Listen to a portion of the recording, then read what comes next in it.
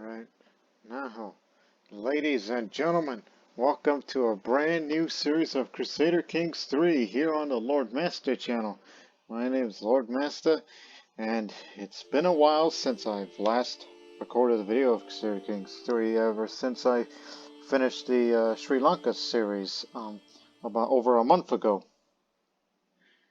And now, this is going to be the first playthrough here on the Lord Master channel to feature Crusader Kings 3's newest DLC, The Legacy of Persia. The Sassanid Empire is long gone, and the Abbasid Caliphate is pressuring the remaining Iranian dynasties into submission. Will you fall in line or forge a new empire? The future of Persia is in your hands. Even though most people have done many playthroughs regarding the relevant areas of the DLC, such as the Persian Empire areas of the regions in the Empire, in which most people tended to go for playing as a Persian dynasty, as either a certain Muslim faith or a certain Zoroastrian faith. But in this series, I'm neither. So we'll introduce the man in the middle in a moment. That I would also like to say that this playthrough was thought of because if you've been paying attention to my Lord Master channel as of late, the last couple of weeks we had this poll, two polls in fact, because one was a tie, so we had to break the tie. And those people who voted in those polls were really close. It was neck and neck until finally it was Zunbil, Zabulistan, is going to be the playthrough that prevailed over. And since you people, voted for the other choice a lot of times with Khuzestan, that I will say that around next year or so, depending on how it looks, along with all the relevant DLCs that affects the gameplay and all that, I'll be sure to do a Khuzestan series as well, since that little area there is just as fascinating as with the rest of parts of Mesopotamia. But instead we're going to be on the other side. So this is what this is mainly about for this part of the world, the Iranian intermezzo. 200 years have passed since the Rashidun Caliphate conquered Persia, absorbing the vast plateau into the mighty Arabic Empire. 200 years of servitude, yet all things turn in time. Now the lords of Arabia wane, whilst Persia's ancient nobility wax stronger and fuller than they have in centuries. Flourishing amidst the shattering of a once almighty united Islamic Ummah. To the west, the Abbasid Caliphate controls only the heartlands of the former Rashidun Empire, their great governors from Iberia to India, independent all in all but name. The succession embroiled in an anarchic mess of betrayal, murder, and rebellion. To the east, Islamic adventurers and sellswords cut off by the Hindu Kush are the spoils of Rajasthan and Delhi greedily. Persia finds itself at a crossroads. Those loyal to the Caliph clash with the remaining followers of Zoroastrianism and Buddhism. Ambitious warlords squabble with mountain chieftains, and Turkic mercenaries spar with Arabic invaders. The world turns. Where will it take you? As we go over to Rice Eastern, as I'm playing none of those characters, but it's then the one that won out here. So, the medieval world begins to take shape in the 9th century. This is no stagnant Dark Ages, but a time of great dynamic changes. Across the world are a tapestry of ever-evolving peoples and their leaders. The Rice mod, which is Regional Immersion Cultural Enrichment mod, which has been a mainstay in the Lord Master channel, and this one will be no exception. It adds a new flavor for the peoples and places of the world, and this bookmark features just a few of the many potential playthroughs in the 867 CE that make the most of Rice's content. Late Antiquity is ended, a new era of history is being written, and you shall be its scribe. The shape of the future, the fate of the world, will these be yours to decide? Now, this is what this playthrough is going to be about, as I'll be playing as Firuz Ibn Kak, who is 17 years old, a Duke of Zabulistan. Even under government it says it's feudal, but in actuality it will be clan, because circumstances. Now, he's of Turco-Hephthalite culture and of the Zunist faith. More on them later. Now the background. Khorasan's rugged mountains are home to ancient tribes like the Zunbils, devotees of Zun, an obscure Hephthalite deity. Muslim Saffarids under Yaqub attacked the Zunbils in 865 CE, killing King Kapk. An unknown Zunbil, made governor by the Saffarids, attempted a failed revolt in 867. Firuz, Kapk's son, then led the last resistance to Saffarid rule, but was defeated in 870.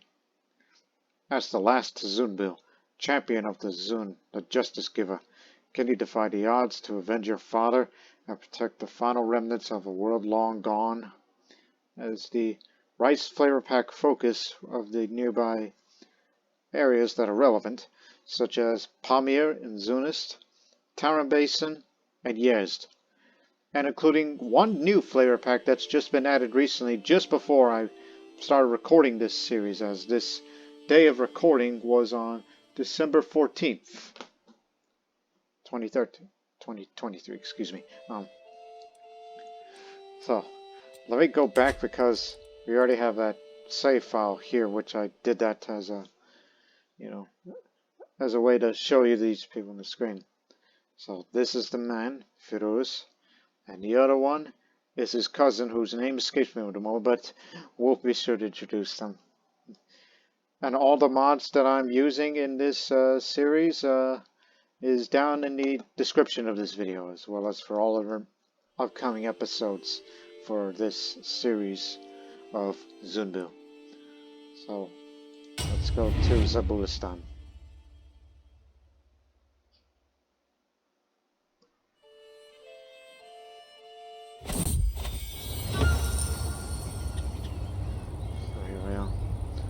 Now, Rice 1.11.1 Hindu Kush. That's the latest version for this mod that is as I said before, a mainstay. Oh, one moment. Turn off debug mode. I just remembered that. By the way, I always have that on, but most of the time I usually turn that off before recording. I never mess with anything. That's just when I'm doing free roam stuff. But anyways, now this is the 32nd flavor pack, which there are 32 of them that covers various cultures, religions, and regions across the world. The newest flavor pack is Bamiyan, Valley of Light. The update patches Rice focuses on adding new flavor for Bamiyan in modern-day Afghanistan. Since it's close by, so I thought this would be relevant for that series of names. Foundational frameworks and updates at the start of this playthrough.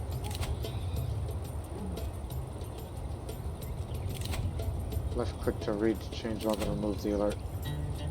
Okay, just get rid of that. Anyways. So, Bamiyan is up there. Which, in that flavor pack, it just only adds a tiny bit of flavor that relates to not only that area, but across the Iranian world and parts of India and even the Taran Basin regarding, Iranian Buddhists. And sometimes those are far east. So again, just tiny little flavor. But most prominently, it's that you get to visit the Buddhist statues of Bamiyan, which they no longer exist today, but because they were destroyed back in March of 2001 by the Taliban. But at this time, the statues were still there. Which, if you are a Buddhist character and if you live nearby, you can take a pilgrimage to the Bamiyan statues. And if you're a non-Buddhist character, basically any faith that isn't Buddhism, then you can visit these statues and perhaps you'll gain inspiration from it. It's more of a sightseeing than a pilgrimage. But since we're Zunists here, it'll be more of a sightseeing thing. as I'm in no mood to do another Buddhist playthrough after I did one so soon with Sri Lanka. And anyways, here's a little quote. To the northeast of the royal city of Bamiyan, there is a mountain on a declivity of which is placed a stone figure of Buddha, erect in height of 140 or 150 feet. Its golden hues sparkle on every side, and its precious ornaments dazzle the eyes by their brightness. Xuanzang, 7th century Chinese pilgrim and monk, on the larger Bamiyan Buddha statue. Sounds good. Now, as a reminder of the background of this story, in the face of Muslim incursions into Zabulistan for over 2 centuries, the Zunbils remained independent, uniting once squabbling tribes from Hephthalites to Turks, Iranians, and more to staunchly resist until recently the Zunbils met their match in the formidable warlord Sultan Yaqub. After their defeat, some Zunbils, like Hurmids, agreed to serve Yaqub. Others, like Firuz, the son of the last Zunbil ruler, still trusted in the old Zunist ways, defied Saffarid authority, and were imprisoned. There are rumors Firuz escaped captivity, raising a large force in the Zunbil's homelands to maintain nominal independence. There are also rumors Hurmiz is biding his time, preparing to revolt now that the Saffarids are entangled in a conflict with the Havens. There is no question that the land will see war once more. In the end, one can only wonder who made the graver mistake, Hurmiz for citing those who seek to conquer the Zunbils, or Firuz for futile resisting the inevitable. Could this be the closing chapter of the great Zunbils, the final remnants of the old White Huns? I have chosen my side. The Zunbils' fate will soon be determined. So, here's the historical context here. The Saffarids' various attempts to pacify the lands once dominated by the Zunbils in the mid-9th century were met with heavy resistance. A scion of the Zunbil family that had been made governor of Al-Rukaj, Kandahar, under the Saffarids, rebelled in 867 CE. For example, a couple of years later, in 869, the last Zunbil named Firuz ibn Kabk in Arab sources escaped Saffarid captivity and rallied followers to fight the Muslims. The Zunbil dynasty came to an end in 867 CE when Firuz was defeated by a large Saffarid force. So there you have it for that part of the background of the last of the Zunbils.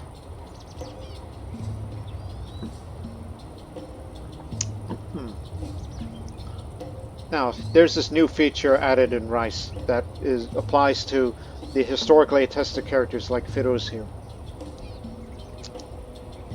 Historical aspirations are simple, optional quests available to certain historical characters at game start. Unlike achievements, these aspirations grant various bonuses upon completion, such as modifiers or renown. Aspirations generally reflect the specific historical circumstances and motivates the character rather than grand possibilities or hypotheticals, and are meant to encourage players to roleplay that character's real-life desires and experiences. Aspirations consist of 2 types of objectives. Main objectives, satisfied in order to fulfill the aspiration. Bonus objectives, conversely, do not need to be satisfied, but doing so nets you extra bonuses. Objectives can be direct actions, such as taking a decision, or passive, such as following a certain religion. It is important to note that the aspiration completion is calculated at the beginning of the year, and not immediately. In other words, if you meet the objectives at the start of the year, then you'll fulfill the aspiration. This means you may have a bit of grace time to accomplish bonus objectives. Now, what are the objectives for Firuz? Firuz must step up to become a true champion of the Justice Giver, and ensure the Zunbil's long-term survival, and that of his people's old way of life, against the odds.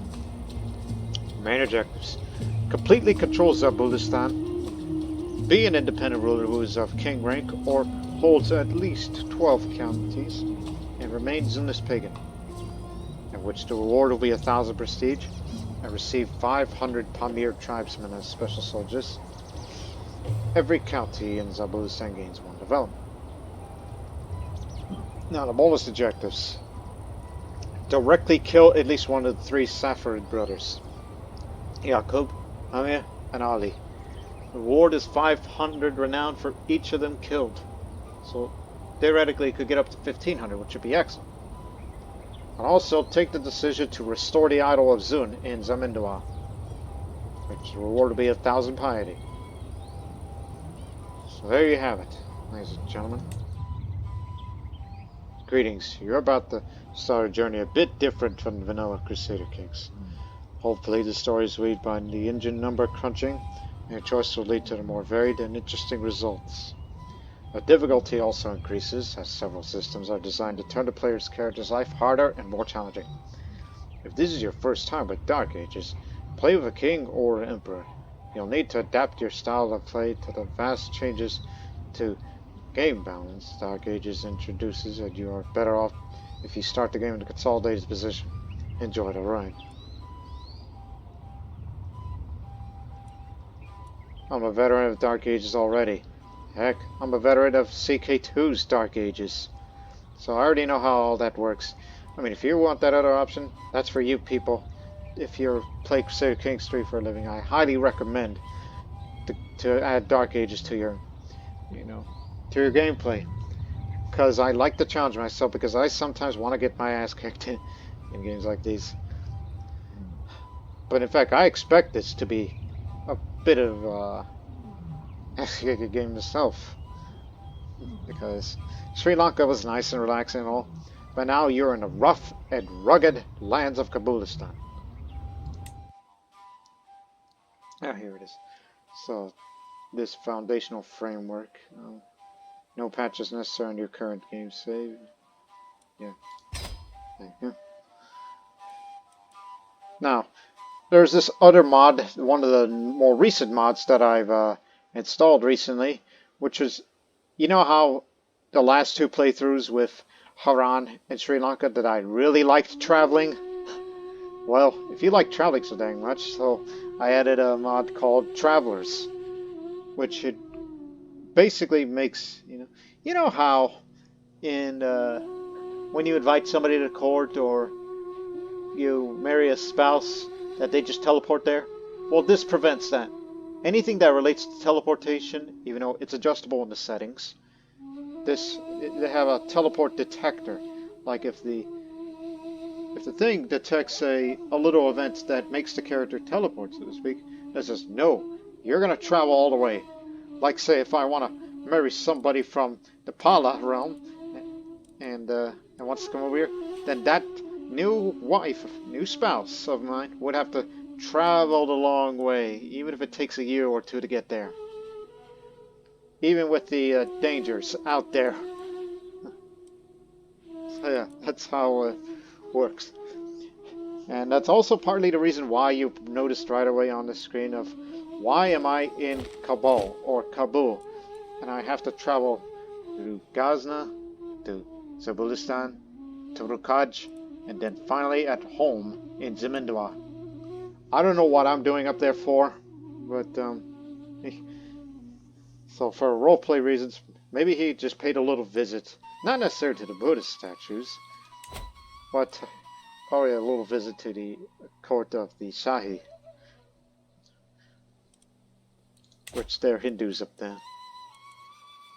Although this probably affects some of the other characters that they'd be forced to travel to their home court. And that would also mean, yes, I will experience travel events on the way. Makes worse that you're traveling across desert mountains. So I have about 3 months travel. This is automated. So I'm being incautious, which will travel a little bit faster. And also bring extra cattle with you, which makes the travel speed even faster. And I was automatically assigned a caravan master. Mol is her name. Alright. But look at this. High chance of danger. It's not only because of desert mountains, but it's also unrest.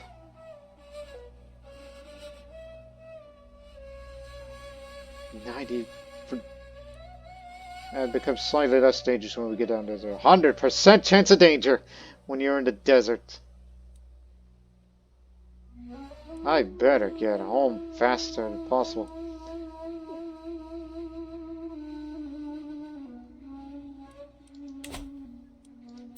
So clearly I'm out of my element. So now, let's get to know Zunbil, Firuz, Lakan.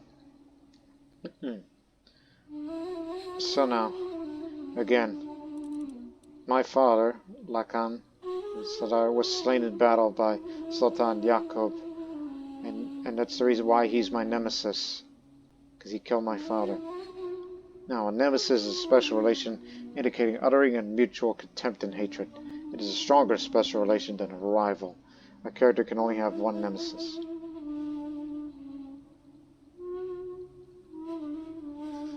Fortunately, I'm a man of intrigue. I am brave, which is a virtue in the Zunist faith. I am lustful, and I'm a bit shy, which is fine, because travel safety and hostile scheme resistance. I don't like being shy normally, but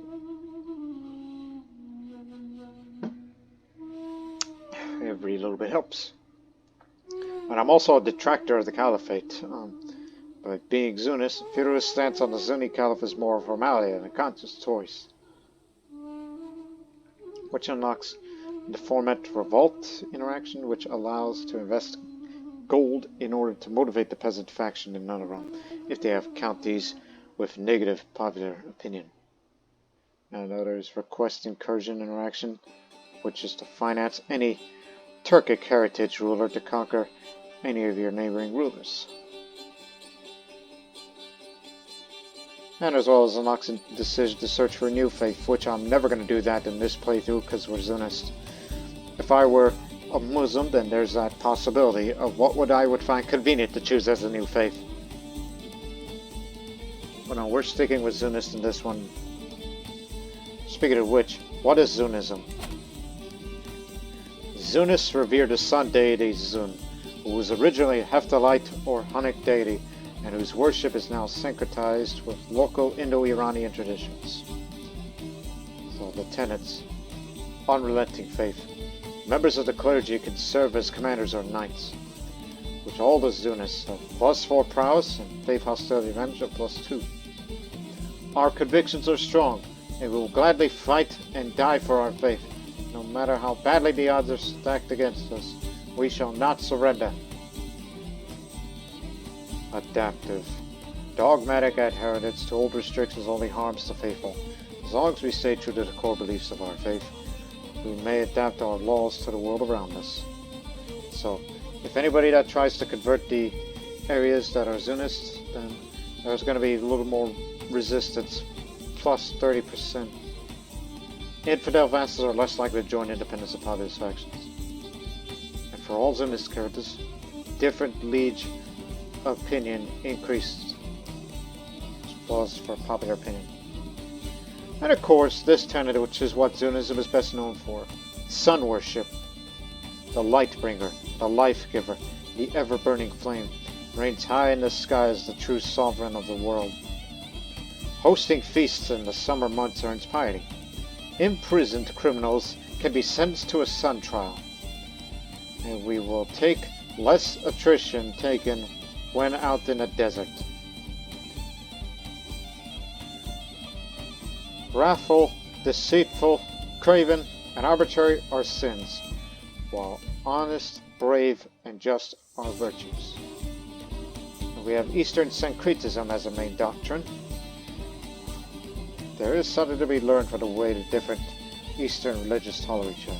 They may not follow the true faith, but that does not make them evil. So Eastern faiths are considered only astray. Considers Eastern faiths and is considered by the Eastern faiths to be astray instead of evil. And a mutual +30 opinion bonus for those of Eastern faiths. So yes, that means we can have Hindus, Buddhists, and Zoroastrians as allies. So they might be helpful to us. Of course, we're pluralist. Pilgrimages are encouraged, but missionaries are not allowed. And unlike the previous series, bastards have to be legitimized. Holy matrimony relationship. But for crime doctrines, everything is criminal. Same-sex relations, deviancy, adultery, kinslaying, and witchcraft is all criminal. Depending on how bad the person is when they're criminals, they shall be sentenced to a sun trial. Let that be a warning to you. But alcohol consumption is accepted. So, how one wishes to govern themselves in the matter of drink is of little concern to us. However, they will still be held accountable for the decisions they make with a Lulu in hand. And the view on nudity is none, which the adherents wear clothes, obviously. Our bodies are the material world. With all its inherent impurities, they should be covered to avoid inspiring immoral desires. Now, if you were of different faith, like say Sunni, then this will have the unique Islamic prohibition, which makes drunkard a shin and characters with the drunkard trait are shunned. And of course, if you're trying to create a new faith, you can have that switched as an option. Again, this is part of the Tenets to Doctrines mod. You can make alcohol consumption shunned, or even criminal, which is pretty laughable, because it's kind of like, you know, like 1920s United States, you know, the Prohibition movement and all that. And the view on nudity thing, well, that's what the naked priests are for example, for the Dingabara Jainism as an example. And of course, there's the Adamite Christian faith where, you know, it's obviously more than just naked priests. It's just, well, you know them, for those who play CK3 for a living. Again, we'll talk a little bit more about the Iranian intermezzo struggle in just a moment. Let me put together a council.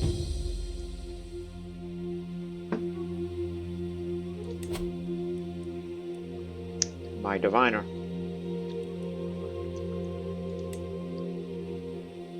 Got some powerful vassals that need to be appointed. You're in 17, very good. A marshal, when I'm not. Holy warrior, excellent. And our spy master, Nashal. The first person you're gonna have to sway is her. Because you do not want a spy master that has a negative opinion. Sway her enough, and then she won't threaten to kill you if anybody has a plot against you. Especially when you look at her as being a deceitful character, you know?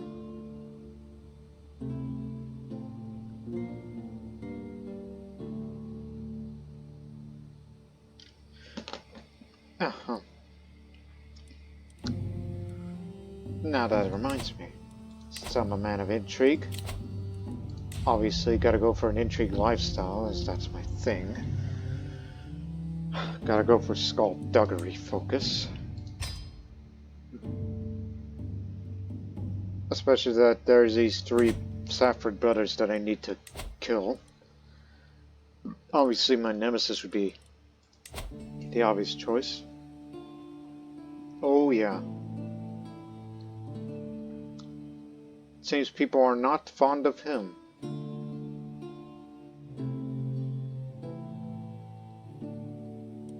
I mean, that'd be the easiest thing in the world. He'll have little chance of scheme discovery. And plus the man is too dangerous to be left alive. I mean, look at him.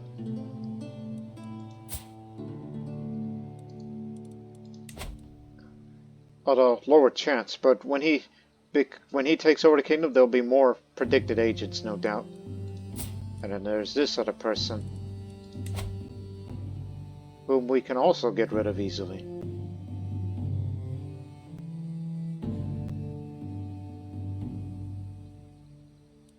So what if he gets killed in the front line?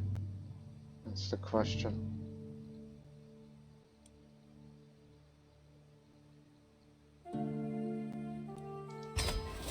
Let's go with that. Support the scheme. while I sway you.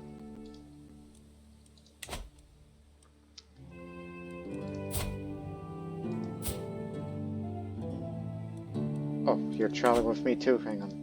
I didn't see this part. So it's me, my 2 half-sisters, and my caravan master. Those are the ones to travel with. Since you're kind of traveling into dangerous territory, what if somebody gets hurt? You're going to need a physician within your entourage. So, I know you're terrible at it unless... No, everybody's terrible. Well, we have to make do, because if we have appointed a court physician, that means they'll be home at court, and they can't treat us while we're traveling. So, this is due to circumstance.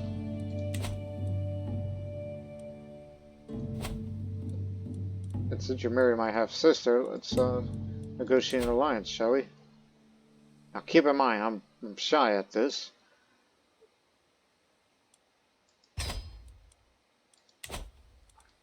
So we need to stick together. So I'm afraid, because during our travel back, some of us might die. And what if I die? Then it's go to cousin Humuz, who is a Sunni Muslim and not a Zunist like me.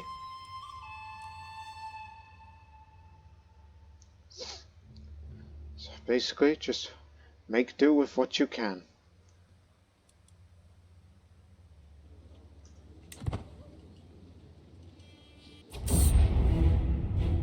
Now, the struggle, the Iranian intermezzo. Bloody civil strife embroils the once unassailable Al Arabia. The ruling family murder and war with one another, competing to usurp the caliphate. Iraq reels whilst beyond the eastern mountains, Persian frontier lords take advantage of the situation to assert their independence, building empires of their own from Baghdad's rubble. With the masters of Islam locked into perpetual crisis, this is an opportunity like no other for the Zunbil house to become masters of our own fate and to carve our name into the annals of history. I am one of the involved participants in this Iranian intermezzo. The region is currently in a phase of unrest. Your actions and those of the other participants will determine future phases of this struggle and its ending. So, let's take a look at the current effects of unrest. And I kind of noticed that the reason why the travel is so dangerous is because there's a state of unrest throughout.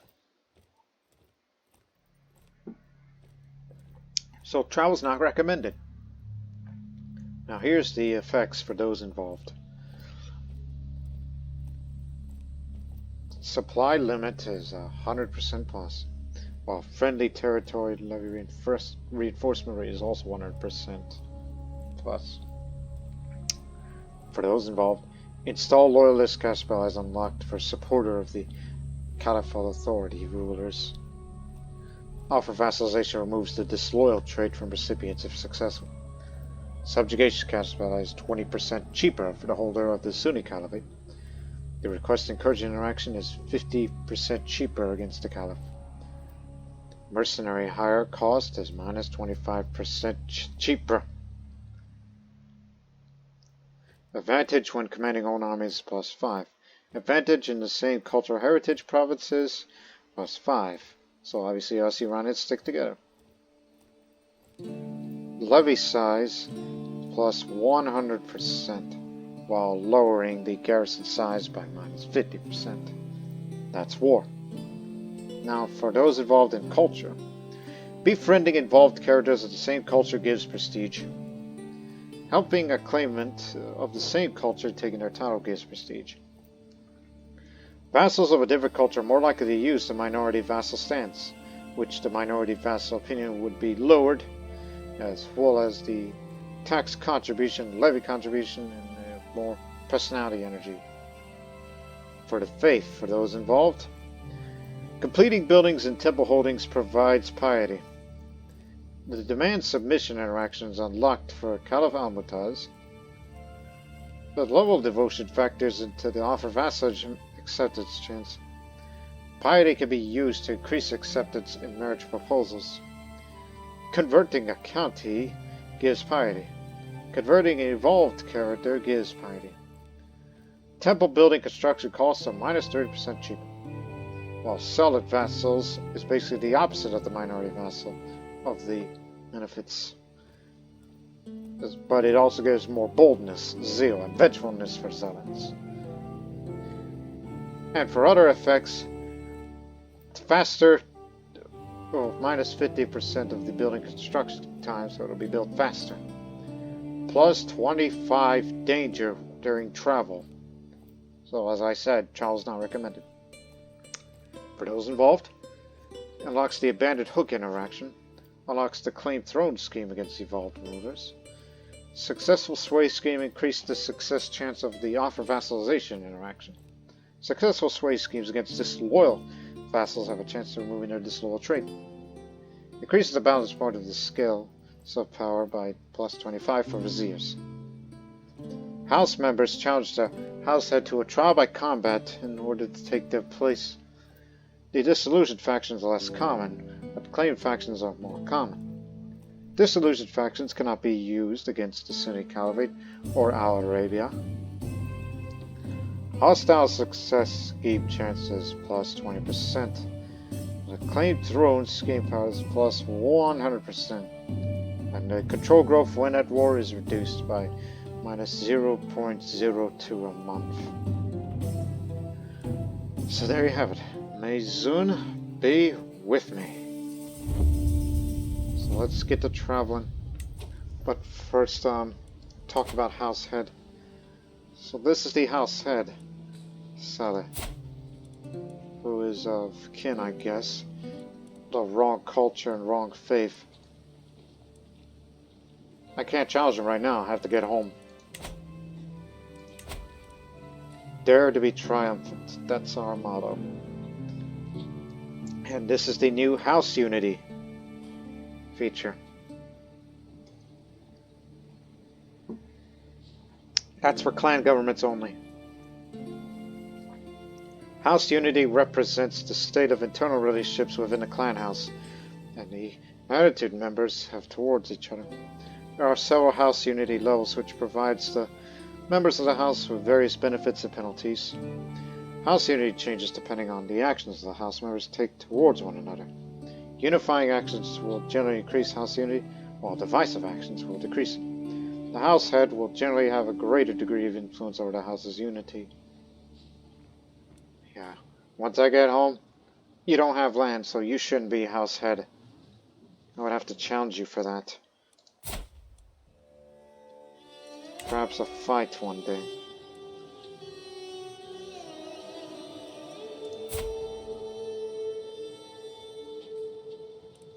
Understandable. Why would you want to get rid of the man that would plan on assassinating?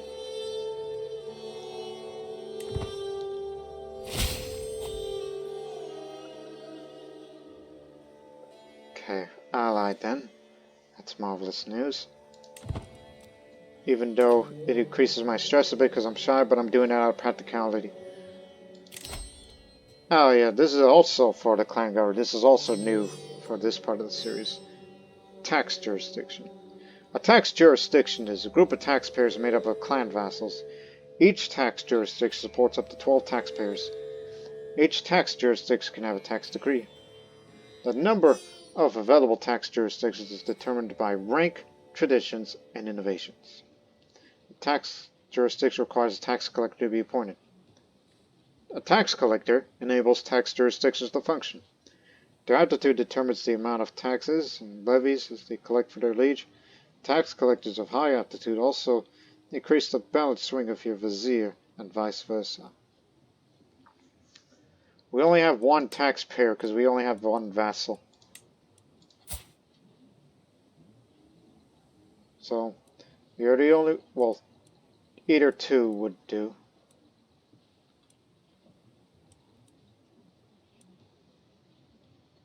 You're the ambitious one. So Baka is going to be my tax collector. So we would only gain 0.08 gold and over vials of 45 levies. Again, these are only taxpayers. If we expand around more, we'll have more taxpayers, meaning more money and more levies.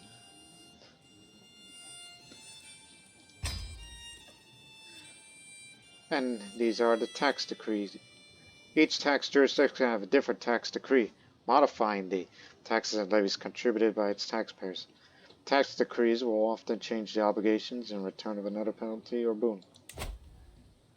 So, right now we have basic taxes, though there are other choices you could pick, such as Zakat, Ikta, Ghazi, Jizya, Dekan, Bukata, and Maga, which we're not going to mess with any of them because we only have one taxpayer. When I expand Rome, then I may think about what kind of decree I may switch, depending on the situation, of course.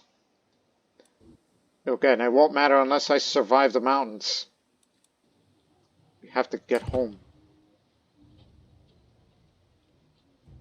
Remember, there's high danger here.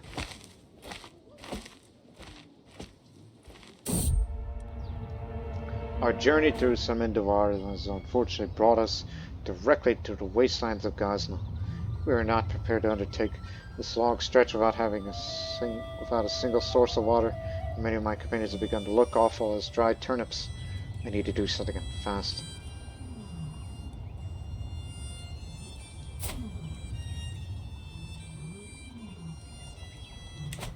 Well, who's more intriguing of the two? Because I'm more educated than you are.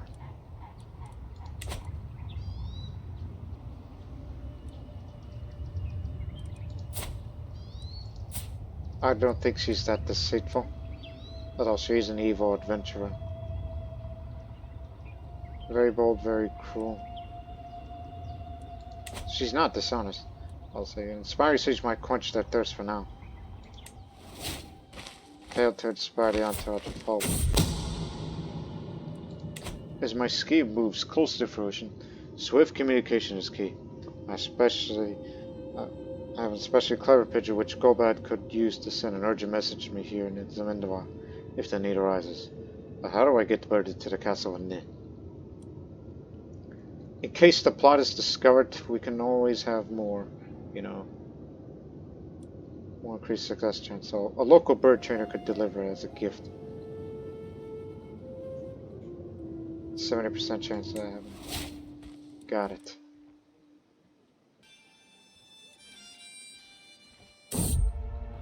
Rocks! I hear Nishan south in panic. And soon thereafter I hear a loud crackling sound, like that of wood breaking, or of my patience finally snapping. I step out on the sand and see the splintered remains of a wagon wheel. My wagon wheel! I'm sorry, my brother. It was my turn as a lookout, and I fell asleep at the reins.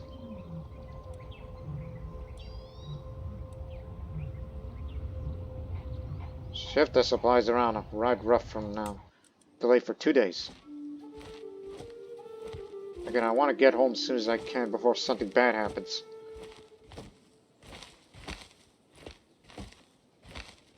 No danger here. We're safe. Now we're entering to drylands.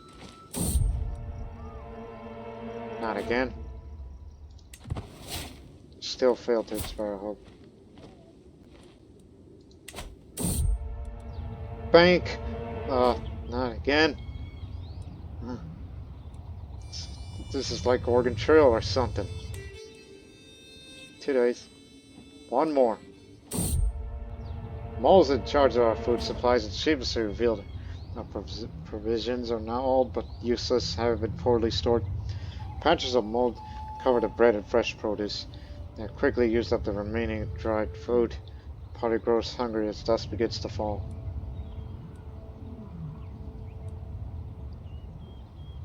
Oh, don't do that. That's my land. It's just a bit of mold, and I become ill. He'll be fine. At long last, I'm finally home. There's nothing better than arriving back at Zamindawar after a long journey. I look forward to resting for some time. With the call, the road beckons ever onward. My caravan master Mo reports that we've journeyed for 83 days and traversed 8 baronies. Thanks, Zun. I can go inside again. But at what cost? Well, I'm ill, but fortunately, there are 2 reasons why this counters the penalty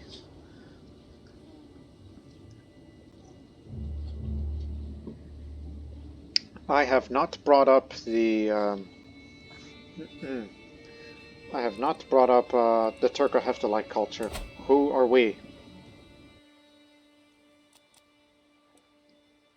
So, the Turco-Hephthalite culture is formed from Hephthalite and Ugus. So, our ethos is stoic. Unlike the previous series that I did, that I often play as cultures that are either bellicose or spiritual, never once have I played as a stoic culture. So this culture believes in standing strong like a mountain, taking any and all the hardships life may throw at them, and enduring them all with grim determination and indomitable spirit. So for all Turco-Hephthalite characters, small health boost for disease resistance, less stress gain, less friendly fatal casualties of minus 15%, and a minority vassal opinion of different culture is of minus 10. And all of the areas that are Turco-Hephthalite holdings, defender advantage plus 5. So obviously we are of Arya heritage, Iranian heritage, speak the East Iranian language, even though in actuality, excuse me, the Hephthalites speak Bactrian as their mother tongue, as it was throughout most of the history of the what was the Hephthalite Empire way back when. More on that in a moment. Now our traditions, sacred mountains. This culture considers mountains to be connections to the divine and treats them with reverence and respect. So gain piety when completing buildings and holdings with either mountain or desert mountain terrain. And all of its holdings will have increased holding taxes in the said mountains by plus 5%. Pastoralists. The cattle pastures line of buildings have additional bonuses in the counties of this culture. And all the characters of plus 1 prowess, more health boost for disease resistance, and slightly faster travel speed of plus 10%, as this culture is at home in the wide and open terrain where they herd large groups of animals. Culture blending. The members of this culture have often lived alongside people of other cultures. Through exposure, they become adept in incorporating foreign languages, traditions, and customs into their own lives, which makes it far cheaper to form a hybrid culture, which we're not going to do that anytime soon, as technically the Turco-Hephthalite is a hybrid culture. Rulers of this culture use the learned language scheme more often, and the cultural acceptance gain is plus 25%. And all the characters, max learned language scheme plus 1, and plus 30% of the scheme power to learn language, which means you could learn 2 languages at the same time. But I'm already using one for swaying. I can use another to learn language. And there's Frontier Warriors, which is something that's added in the Legacy of Persia. This culture is on a constant struggle to tame the wild frontier, utilizing a volatile mixture of elite soldiers, tribal mercenaries, and fanatic volunteers, which can recruit the Tarkans as men-at-arms, which is a powerful heavy cavalry men-at-arms regiment, which it counters against heavy infantry and other heavy cavalry. Very expensive to create and to maintain. And they do very well in the desert environments, except in mountains, wetlands, and in wintertime. The warrior faith and order member traits are seen as prestigious. For all the characters, mercenaries are minus 10% cheaper, plus 5% of the army movement speed, and for the holdings, hostile raid time plus 50%. Which means any attempt to try to raid our lands, this allows us time to respond and fight back to them while they're raiding.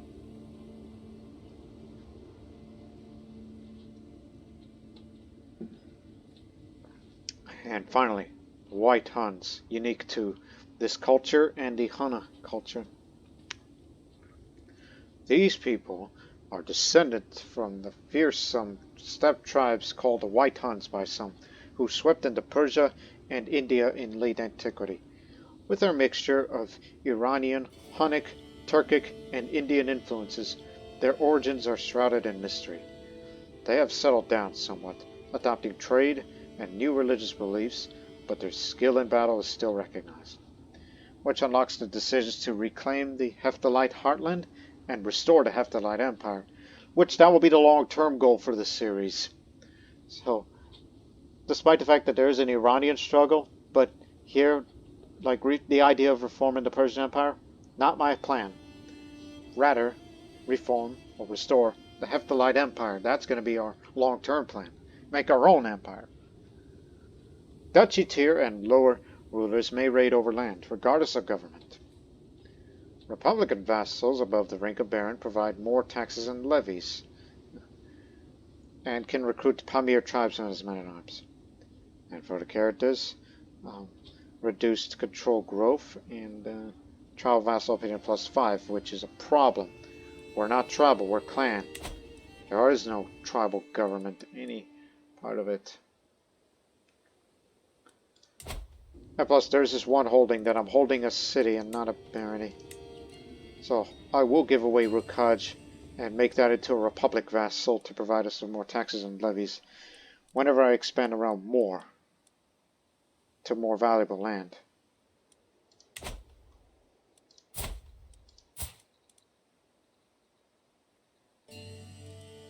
Since you're not married. And there's the neighboring Gurids, a Buddhist realm, focused on prestige. What say you that we form an alliance between us? You can have my sister while I find a better court physician for the job. Yeah, that'll do. It's better for us Easterns to stick together against the potential Saffarid threat. And meanwhile, I should look for a spouse of my own. I'm a young man with no children. All we need to do is find the one for you. And it has to be at a reasonable distance, not only for travel, but for their troops to come here. Baruka. That's a bit far. Obviously way too far away.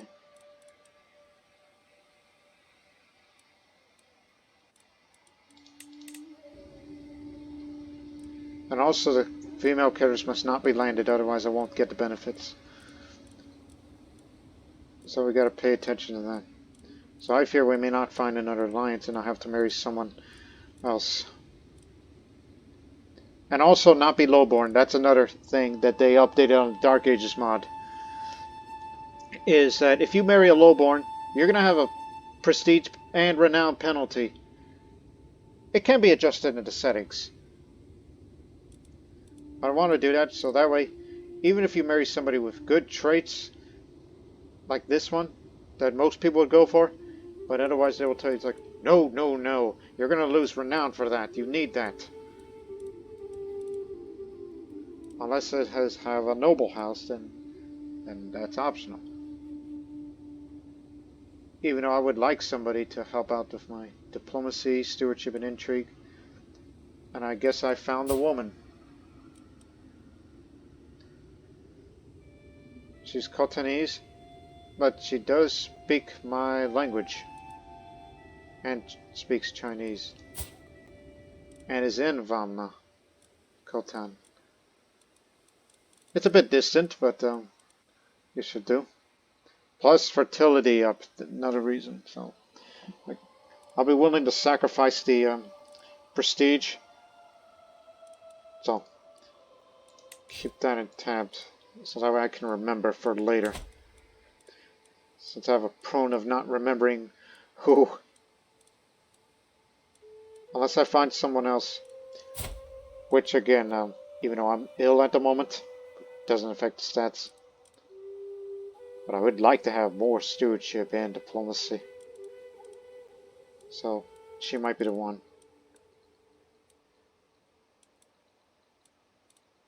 Again, no lowborns.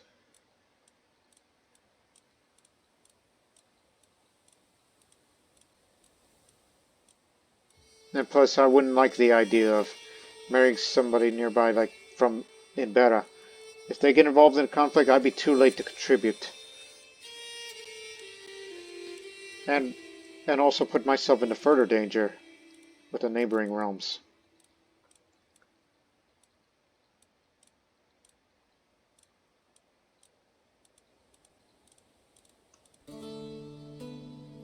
There's another Yu Yang Hao? A different woman with the same name? Okay.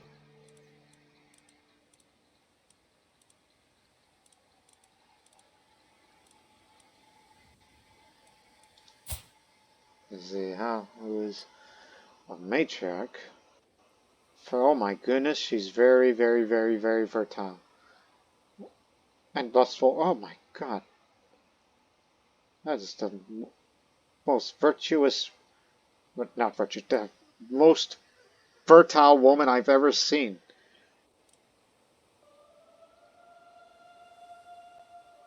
But again, I already found one based on skill alone.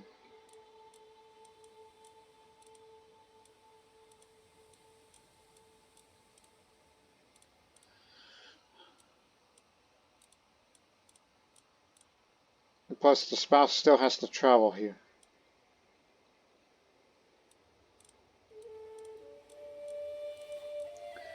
You know what? I'll settle it with her.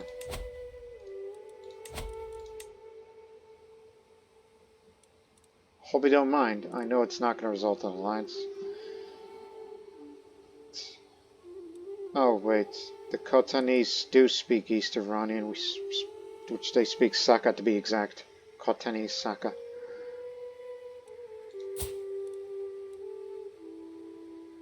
But interestingly, in a way, they're distant cousins when you think about it. Khotanese Saka, and Hephthalites. I'll tell you the reason for that, so we'll get married with this. Let me bring that up regarding culture before we finally get time moving along again. The Hephthalite culture, the original one, formed from various cultures of Arya and took a heritage in 350, way back when. And there is a culture somewhere. Boom! Right on it. That there in Daripadra. Huna culture. Kashinya heritage. Formed from Vamna, that's Khotanese Saka, and various Indo-Aryan cultures around 6, 7. So they don't have the White Huns, but it feels like we're kind of separated in a way. One went that way, and then we're still here in a way.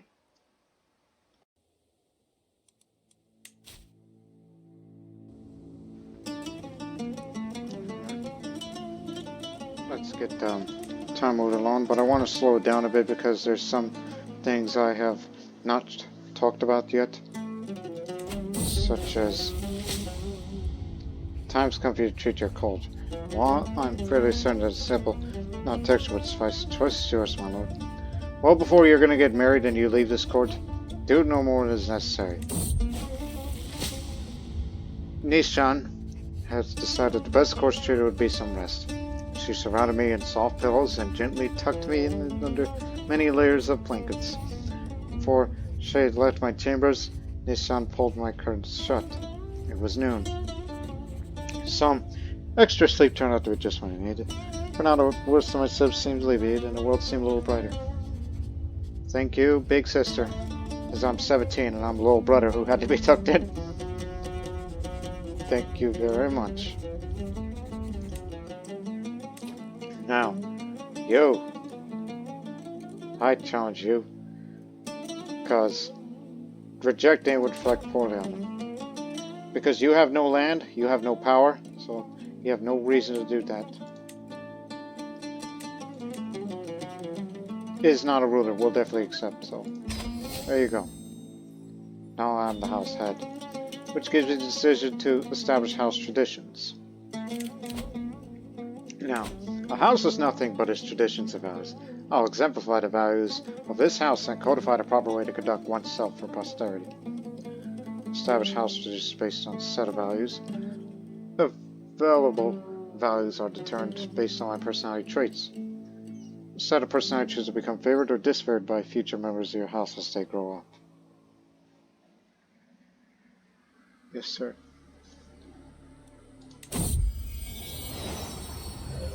The time has come to set an example for posterity and establish traditions for your house. What would you like your descendants to value?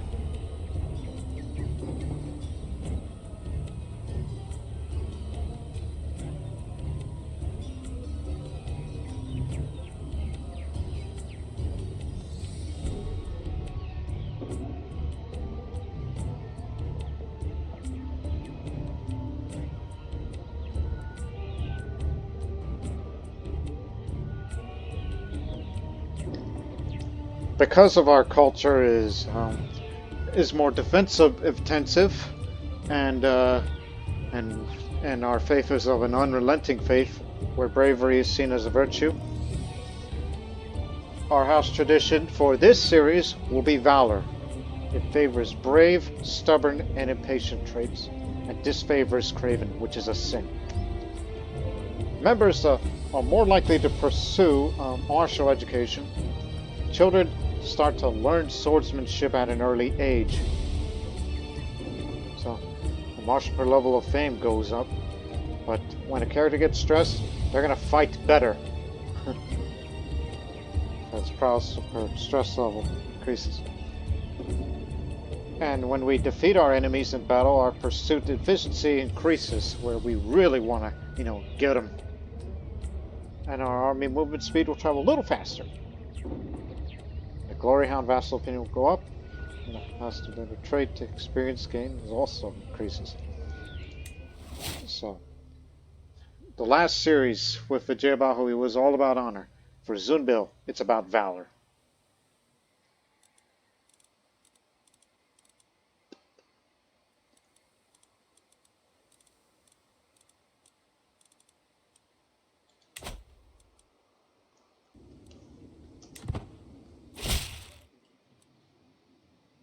Alright. You'll be accepted. To accept a marriage proposal, you'll be joining my acquaintance Yu Ying in holy matrimony. May you find strength and support in your union. It's interesting that this woman's got a Chinese sounding name, but she's Khotanese.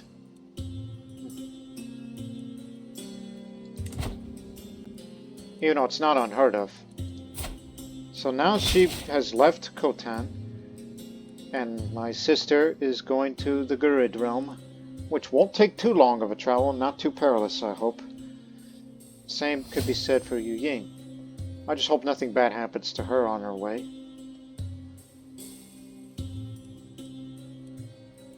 Because, you can't tell what entourage she's in or what her caravan master she brought with.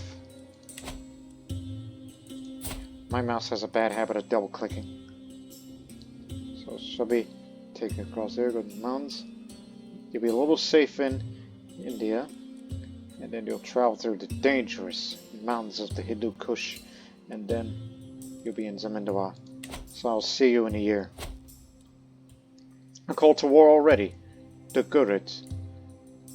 A Guri claim of the Saffarid of Guzgan against the Tahirids, who were also at war with the Saffarids. Taking advantage, I see. And Guzgan, the land that you want, is up there. Very well. We'll join up.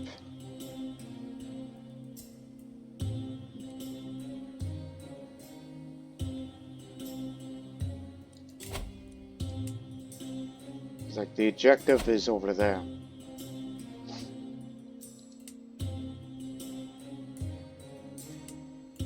It's home of this other branch of Zoroastrianism that we don't tend to hear about. My original plan was to raid. Flavored provisions, that's what's happened.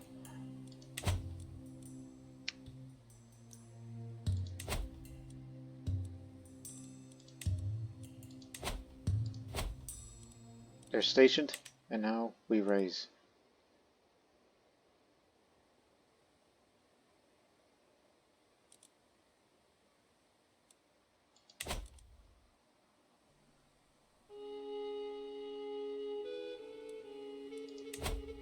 Again, you're on the offensive. They're on the defensive on two different fronts.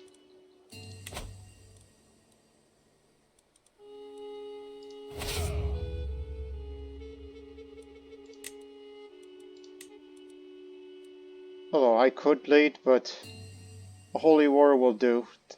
That would definitely help with the advantage.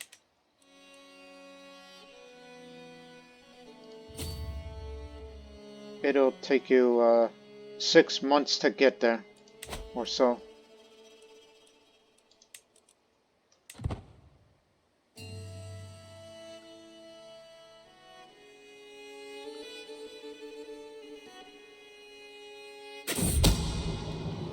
Visiting the local market, a merchant from a faraway land catches my attention. Come closer, my lord. Marvel at treasures never before seen in these lands. Walked right past the guards responsible for these reasons. A true knower of people that I am. This merchant might have more to give me than marvels from the farm.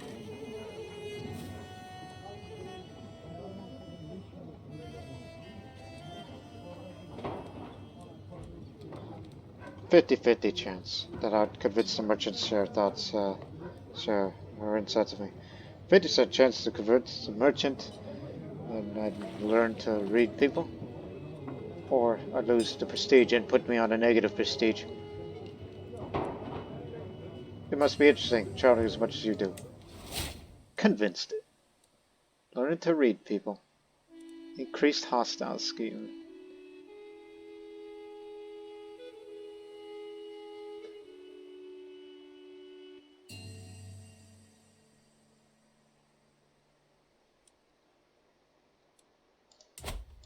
Now what's Herat doing? They too are also at war. Which they want Barkaz as their objective here. I woke this morning and observed the first rays of sunshine. It took me a moment to realize I slept soundly for the first time in weeks, and I did not wake up coughing once. I'm glad to be well again, even though I have no court physician, as we got rid of one.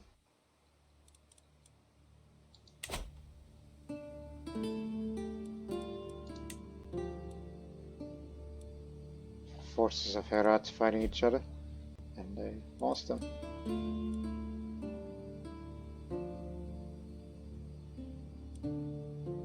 Heading to Guzgan. 4 months? 5 months. I guess we'll catch up first. That means if we get the loot.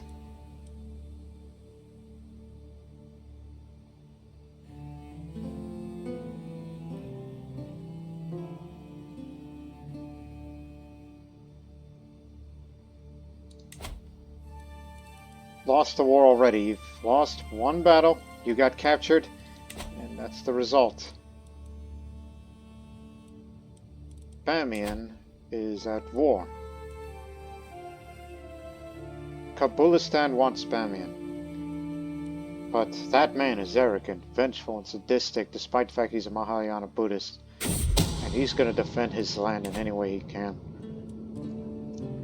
I could barely contain my glee when I find Valet Sipa, Vali Ali's wife, waiting for me along with a small if I could get her to help me in my scheme. You sent her, do you want to see me, Malone?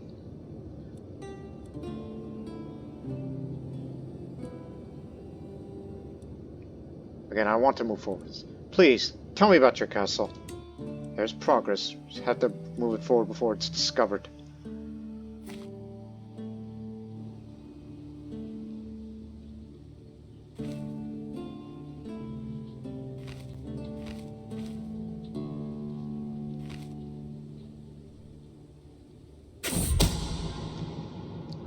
We have learned that Vali Ali visits the local healing pools every week for a secluded bath. Naked, defenseless, and alone. Sounds like a perfect recipe for a successful assassination. 90% chance of success, 5% chance that it's discovered. I do enjoy the irony of dying in a healing pool. We have arrived. I try to fight a man while nude and put up a surprising fight before being drowned in their bathing tub. The men escaped without incident, so our involvement remains unknown in this. Ali is all washed up. That's one down. And again, it's not immediate until you finish the main objective, but you got one of them.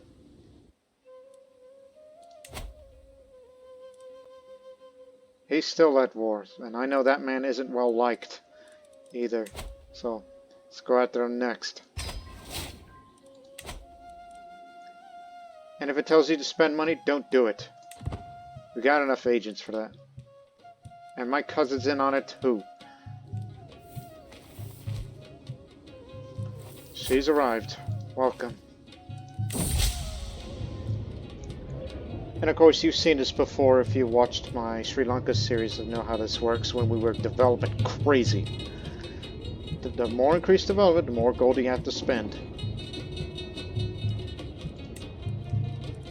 The time has come for you to plan ahead on what angle of my noble life that I will concentrate the efforts over the next decade. Investing my fortune in one of the paths available, it is certain my choice will carry deep consequences for my personal achievements as a person and as a ruler. I don't have the money for that, unfortunately, so no fancy dreams. I will spare my gold. Back then, I used to pick that option all the time in the Lankan series, but with the recent updates of Dark Ages, now each time you do that, you gain stress. Unless you have the greedy trait, which you don't get stress from that. So I'll spare my gold because it's for the war effort. Now that you're here,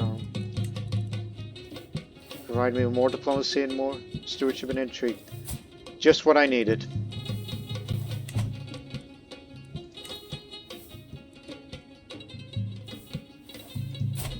I'll sway one more time, then I will try to get the diviner to endorse me.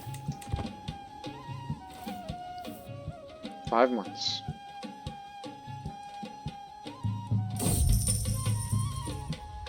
It would appear that my knight, Baka, has been performing exceptionally well lately. And we're not talking about combat here. And so an opportunity presents itself, allowing me to greatly guide and influence his work for the foreseeable future. Perhaps an opportunity for him to further enhance his skills? I mean, you're also the tax collector, which is more important.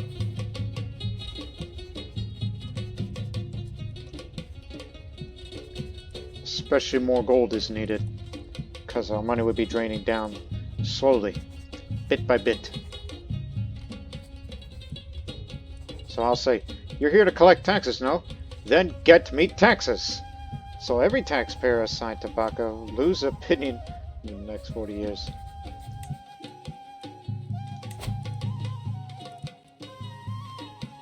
So yes, you are outraged at me.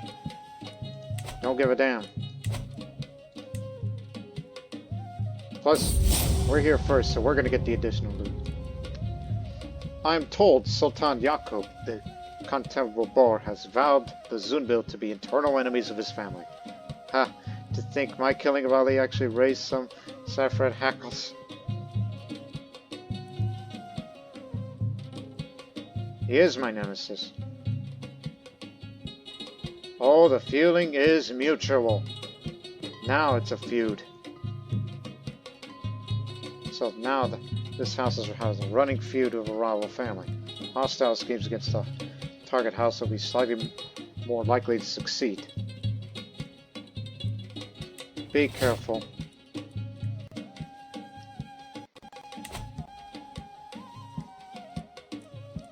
I say be careful because of possible assassination plots against me. I'm 18 years old and I have a beard.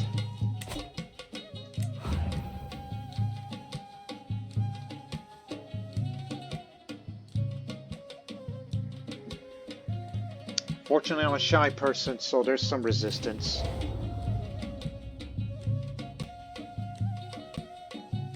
Just need a little more income and I will assign myself a bodyguard. Make sure that doesn't happen.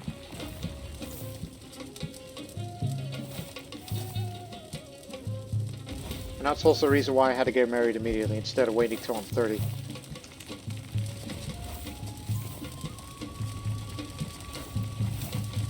That's on me. What happened? He committed adultery, so therefore it's a crime. Oh, I hope he doesn't execute him because I want to kill him. And I lost an agent for the scheme, but it's still good. It's still on. In fact, keep in tabs with him. I step out of my tent, the siege camp sprawls out before me. A heaving sea of temporary structures and cargo. Wooded siege towers and catapults, fierce flags bearing Heldrick birds are spread across the barren crags. It smells of smoke and sweat and horse dung. My low retainer approaches and informs that the siege is ended. I gather my bodyguards and head to the edge of the camp. The Vindawek of Yahudan stands before me. A decaying landscape of crumbling towers and bonds. Broken fences and burning fields. Fields between many of my comrades lie dead. Their blood mingled with that of their foes. Bodies litter the grass, rotting, covered in a foul stench of decomposition. Grieving widows lie in the streets, heads gobbled in the style of their ancestors. Drowned in black viscera and ashes, each hollow face still searching for their husbands in a cloud of their night sunlight. My men look in each direction. What's the development? 6. Well, we don't have much money, so allow limited looting. I'll get a tiny bit of gold out of that. And I want you to imprison everybody you see, so that way we may ransom them. There might be important prisoners too. So we have the objective. But, however, Sultan Muhammad of Tahirid is going after the Gurd capital, which isn't good. It's been recently looted.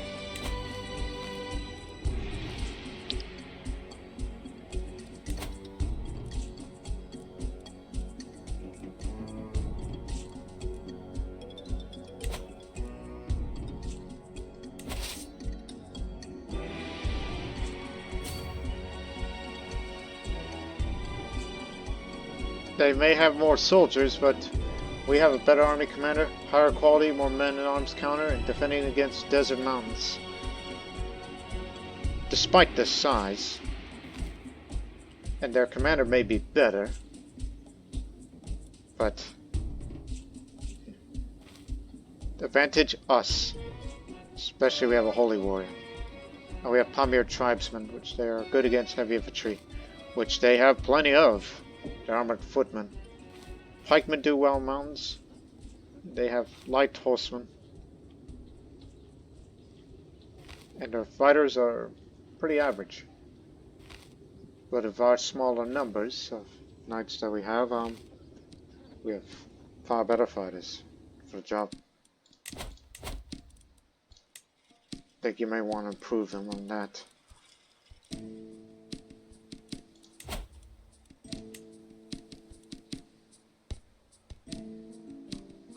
Shortage of men. So let's go get them. We'll try to get there in 3 months.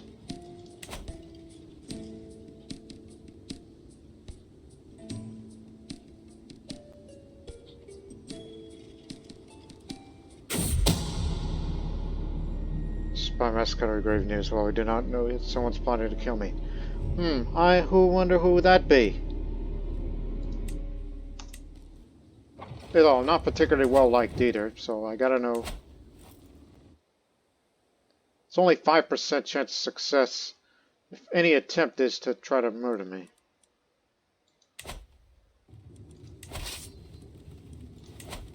Six months. We'll be there in a few.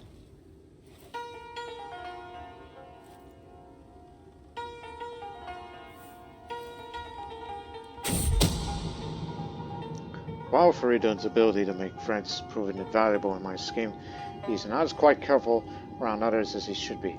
He is too fond of dropping vague hints, and if someone would start asking questions, there's no telling what he would divulge.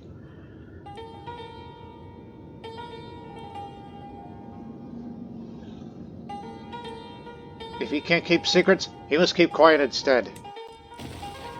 Still a high chance of success. Okay, now they're getting out of here. They realize what they got themselves into.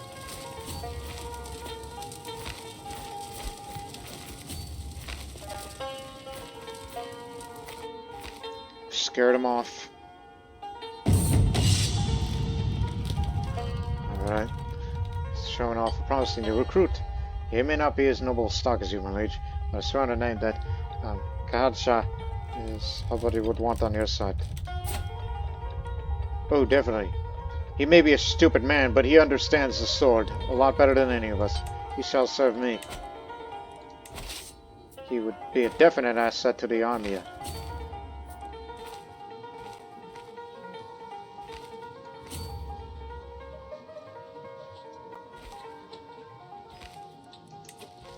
He's been released from prison. And I'm sure that he holds a grudge against him, so he'll definitely be part of the plot. And since he's got a bad reputation of adultery, when he takes the throne, he's going to be next in line to get assassinated by me.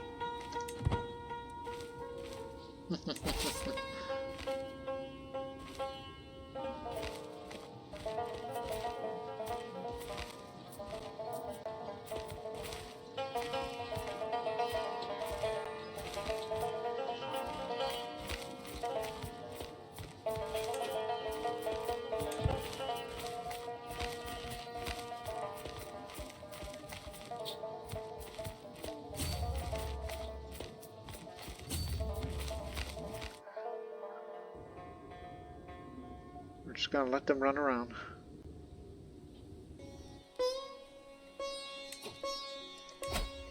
They've occupied the capital, but that man is gonna meet his end very, very soon. What the hell are you doing all the way up there?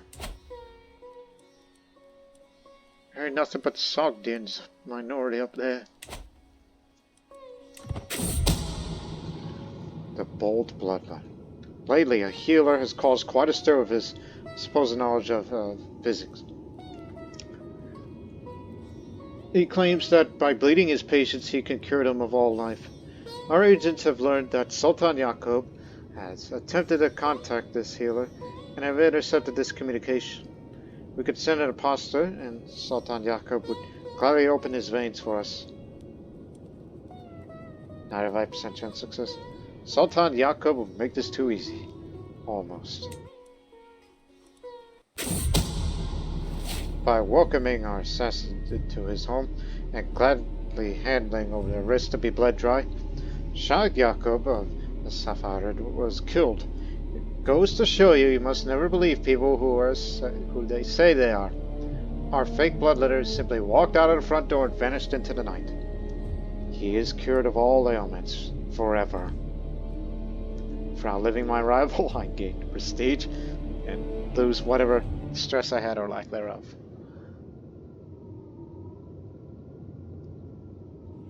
Plus, that made progress towards the stabilization phase, which is what it's heading to anyway, just for killing a detractor of the Caliph. The next enemy. Hateful House Saffarid is now in the hands of Ahmed. A sultan surely just as wicked as his predecessors. Everyone knows that Yaqub's reciprocated with me. But what of the future?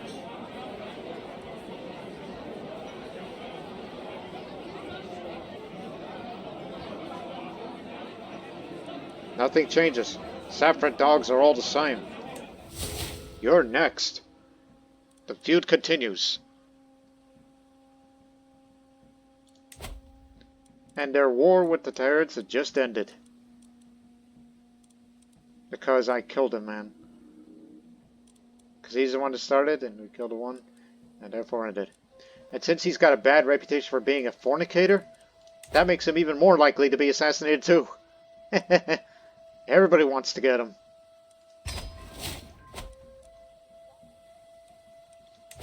And the murder plot against me is gone, so that was him.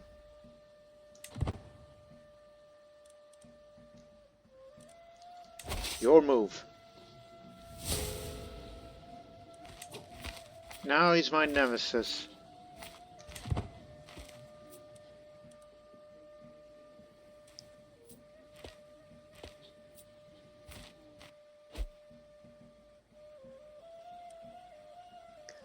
Left him to wander.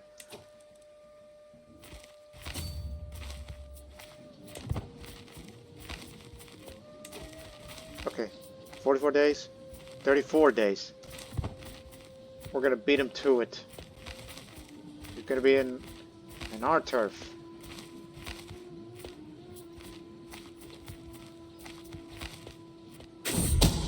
Bastards. It is a well-known fact that courtiers will scheme and plot, but I may be able to use this to my advantage. If I could keep my courtiers suspicious of each other and distracted with infighting, they will not have the time nor the resources to scheme against us.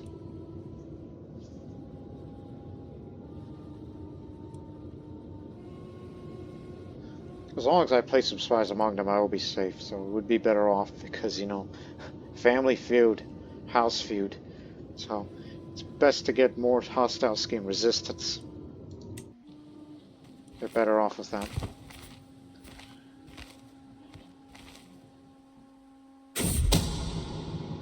My agent, Shirko, approaches me with a bunch of parchment, clutches that. I found an old architectural sketches of the Sultan's castle. They might be a bit outdated, but look here.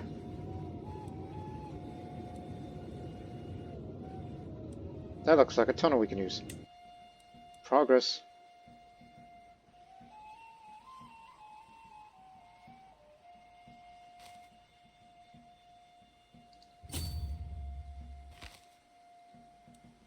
Since they're going quite far away, maybe we could take advantage of the situation. My attempts are not so to my interest. I found an opportunity. I think I could argue that our goals are in fact the same, as I dictate my next letter. I'll try to maintain subtlety. No need to lose prestige for that. You swayed her enough. Sway him. And go learn another language while you're at it. Like say, I don't know, learn Sogdian. It'll take you 7 years.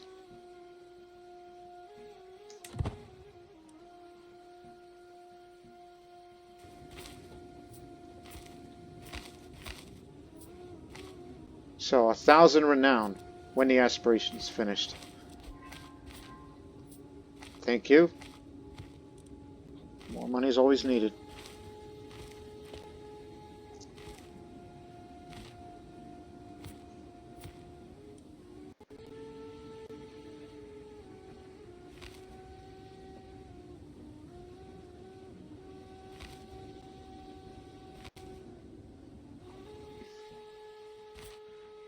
Going a long way round. That'll buy us time to siege Merv on your end, and I'll receive Dizia. We tricked them into going over there. Far away from their comfort zone.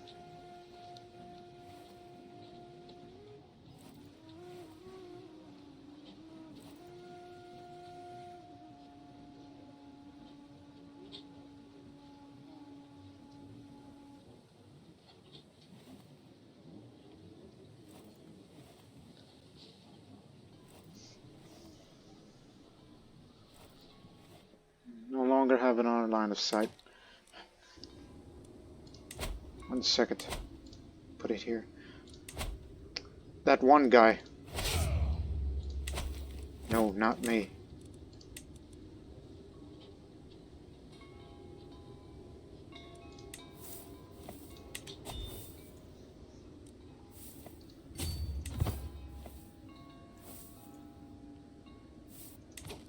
Yeah, the one guy who's got great prowess. He'll be with you in 4 months. It'll buy us enough time. He might be a force multiplier.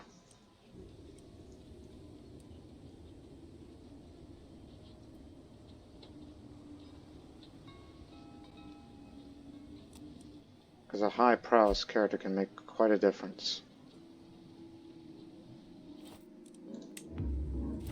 Merv has fallen, thus further adding up to the war score. And so will this.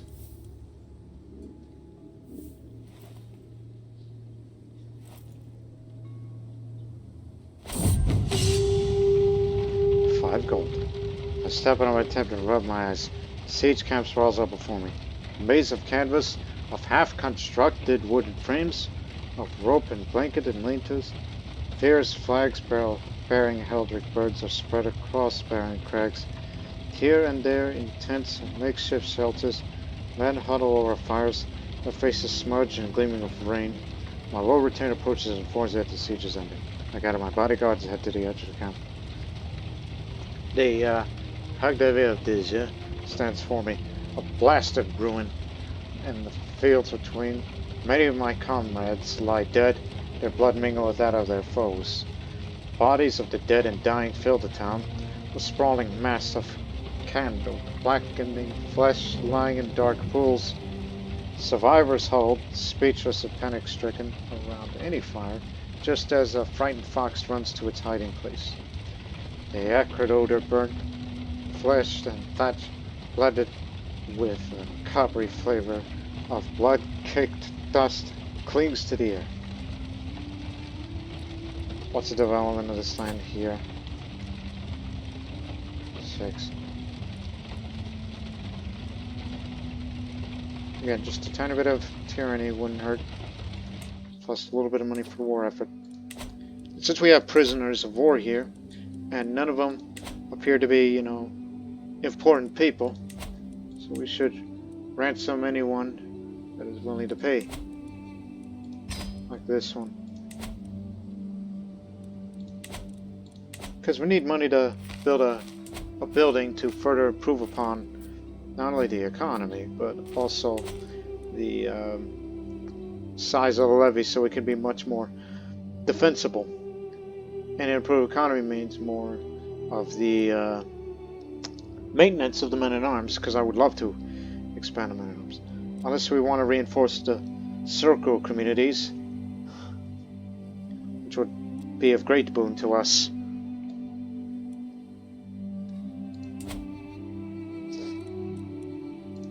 Ah, you're the landed character. You'll pay more. Yes.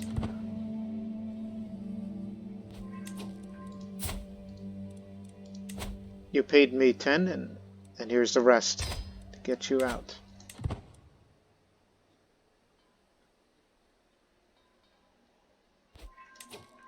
Keep that maintained.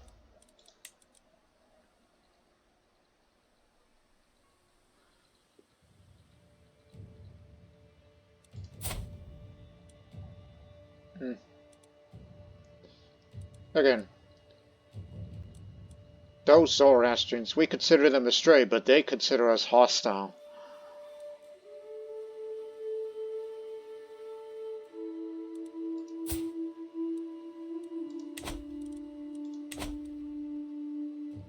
So you're going up towards Amo. That one's got slightly better defense, so be careful. Your manpower is being lowered. And it would be up to us to deal with them. We'll stay put.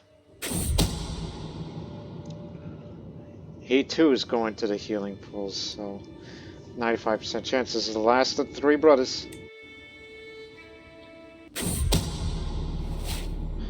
We got him. So there you go. You got your 3 bonus objectives, so 1500 renown once you complete your main objectives. But if we wish, we gotta take the decision to restore the idol of Zun, which is over there, which you need that by your highest health title is greater than duchy rank. That's one of these must be true. The other is increased realm size, independent, organized faith, and the level of devotion. Obviously that's going to take a lot.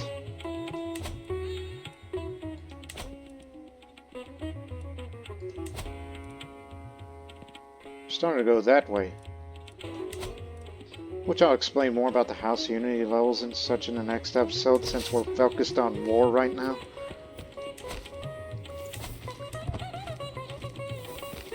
'81.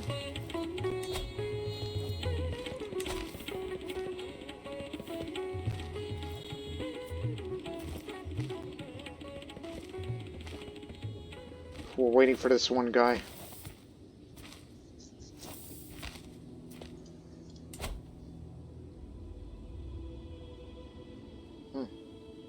Nice house. A lot more loot. Welcome aboard. If we were to fight them right there, chances are even.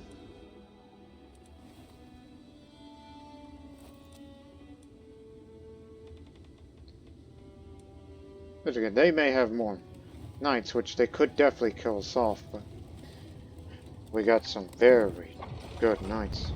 Except for the last two here.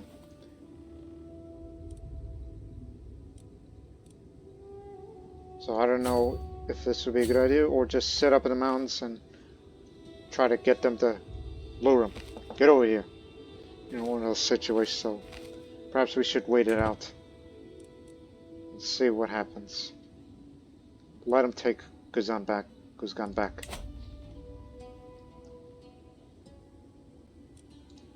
Few continues. He ain't gonna do nothing to me, but he's gonna have to give away his territories. Further weakening.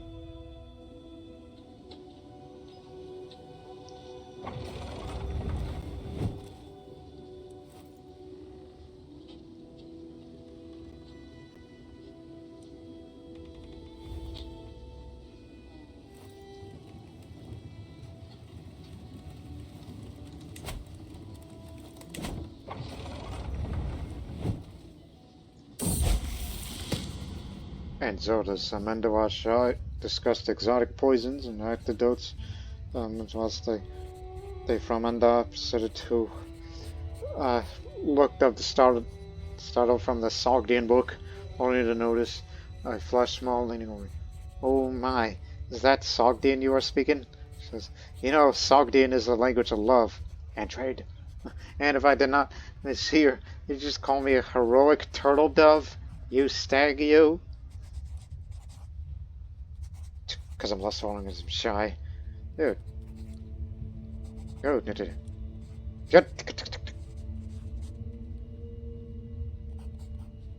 I'm just like, yes, of course, that's what I meant to say. But I would be laying with her, but... Ooh. I just like to have an increased opinion with you. You're my caravan master. No, this is all a misunderstanding. You better reduce that stress as time goes on.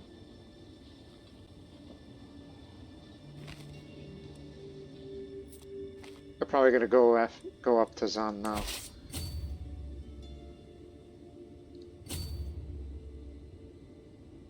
Because, you know, that's the main objective.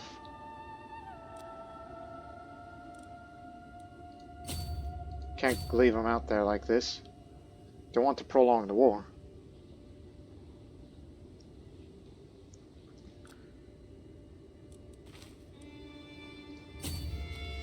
Hold it. I want to know what he's like. Sultan Muhammad. Desert Warrior. Oh, crud. He's got the advantage.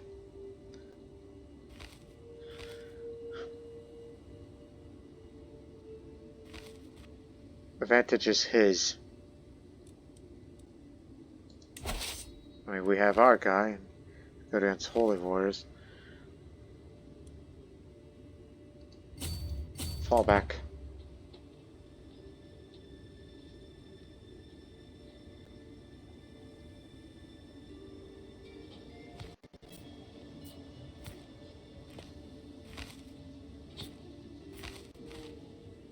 All we need to do is just draw them away from our ally. Get them to come over here.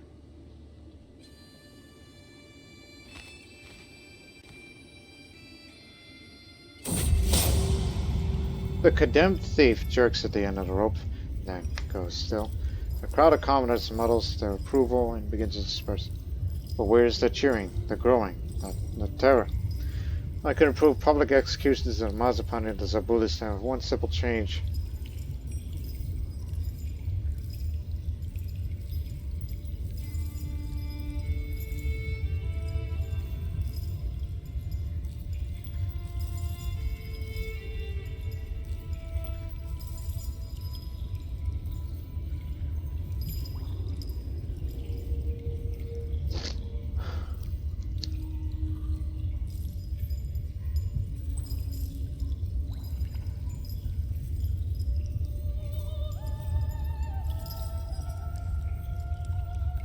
Commoners should not be wasting time at executions.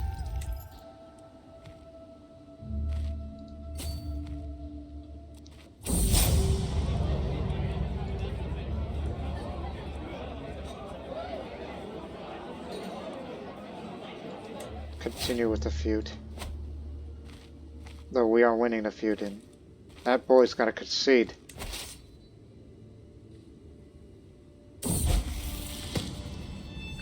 Yang approached, paying close attention. My lord, I've heard that you are studying the Sogdian language. My father was a merchant, and that he could learn any language in no time at all, says. His secrets are in his manual. I have no use of it, as I cannot read.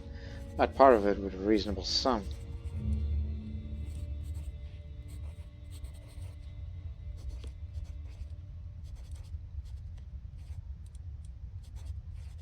Guards, make her hand it over. It's a fine gift.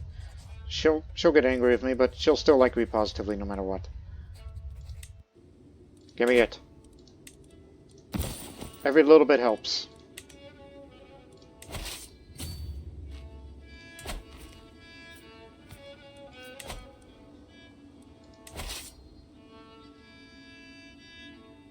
Owner is slightly in debt, so we have a bit more advantage.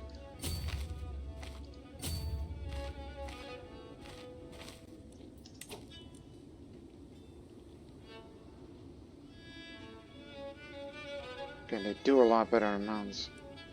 But we do have control of Amos. In which you are headed to... Where? There?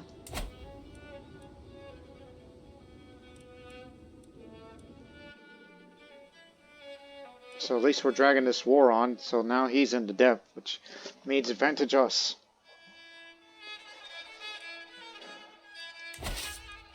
Are we really that confident in our ability to take them on?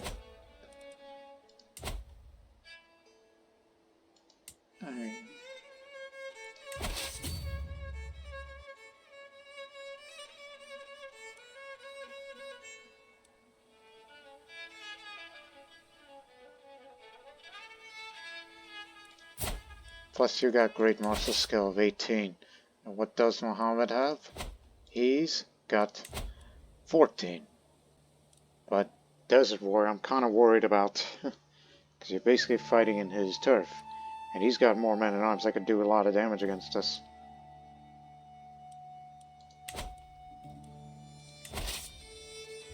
But I think you're better off to just withdraw once again. And I think I'm going to use this trick up his sleeve. Here's what we're going to do now. Reinforce relations to Silk Road communities. Get the steppe people on our side. Network of us. So, we reinforce relations with the steppe communities in my realm. These northern nomads are feared by some and admired by others. With their mighty bows that never fail to miss, and their horses that thunder across steppe, few who doubt their abilities in war. Associate with the steppe warriors means others will respect me too.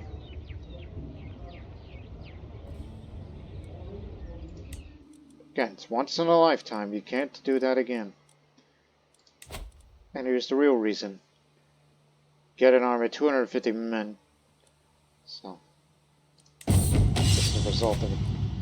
Few will ever doubt the ferocity and might of the warriors in the steppes, who fiercely combine ruthless courage, skills in horsemanship, and a variety of weapons, and a shrewd cunning to defeat their foes. The mere mention of their galloping hordes is enough to strike fear into the hearts of many across the Silk Road. I'm fortunate that the local steppe community is agreeable towards it. In fact, I managed to convince a number of them to volunteer to serve my armies. Now my enemies will tremble before me.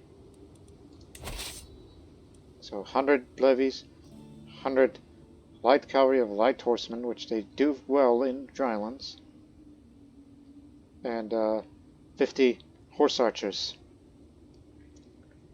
which they do fine in drylands, but not in desert mountains.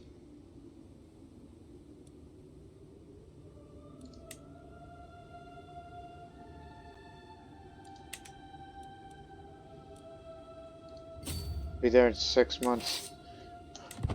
Again, all we have to do is just keep them away from our ally. And then we'll attack them in the open.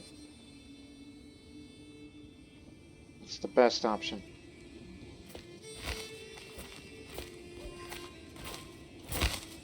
Plus, the more they drag this war on, the deeper in the depth they will be.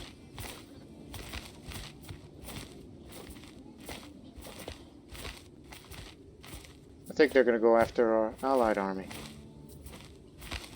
Yeah, they are.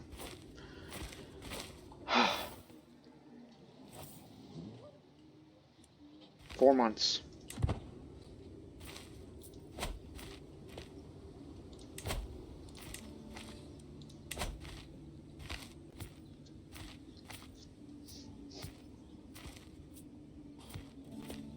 What are you doing standing there? You're gonna get killed out there. Members of the local steppe community are keenly aware of the mutual external threats to our continued prosperity, and they have provided me with some military supplies and intelligence as a result. Both the supplies and the information have come from various contacts across the Silk Road, stretching all the way to the farthest reaches of the Central Asian steppes and Siberia. My efforts to reinforce relations with them have not been in vain, it seems. If we are to stand together, prosperous and partners along the Silk Road, we need to trust and work with each other like this. Minor intel from the Silk Road. Advantage increased a bit, but that would only apply if I'm the one that's leading the army. Good to know.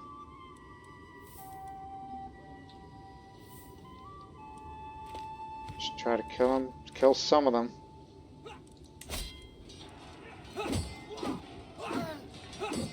Oh, that's not much at all. Don't get captured. The army's eliminated. So I gotta go retake Merv. So this is gonna drag the war on a bit. We don't want it ending in a white peace.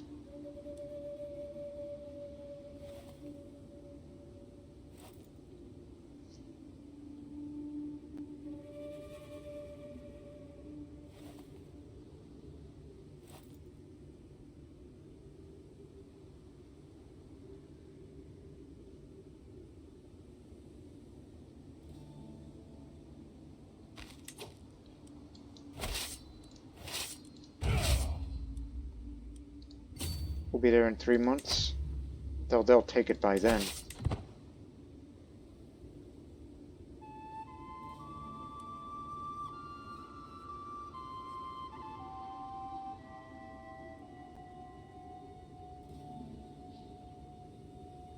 Let's just hope this pays off. Because the light horsemen, good against archers. Horse archers, good against skirmishers and heavy infantry, which they have plenty of.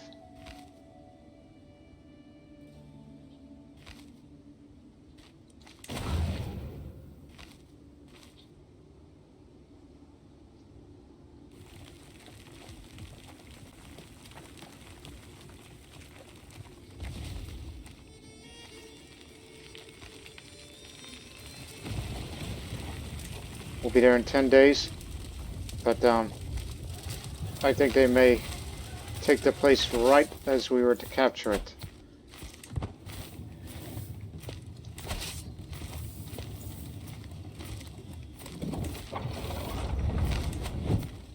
Just 6 days short. We got them. There's 6 of them, and there's 6 of ours. he has a little bit of advantage in his favor, despite being slightly in debt. He has more advantage than my commander, but we got the better roll.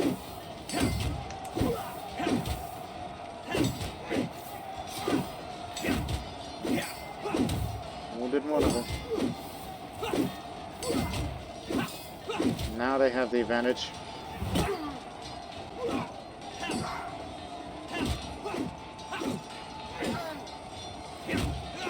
We got him.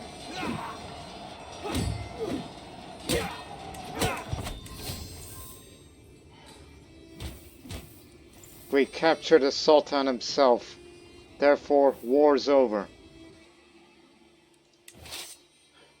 Well done. You made a gamble. Very good. So, alright, I will take Go's gun there. So that way he'll be bordered with the Samanids.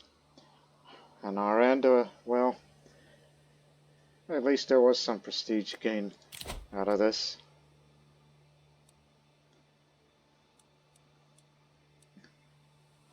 So that's our losses and theirs.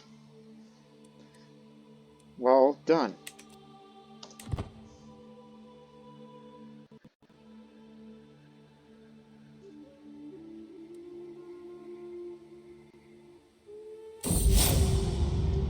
The easings of tensions, if that is possible, between myself and Sultan Muhammad seems to have confirmed that he has abandoned his vendetta against House Zunbil. It is hard to believe, but I would be glad to be freed of worries regarding the Saffarid threat.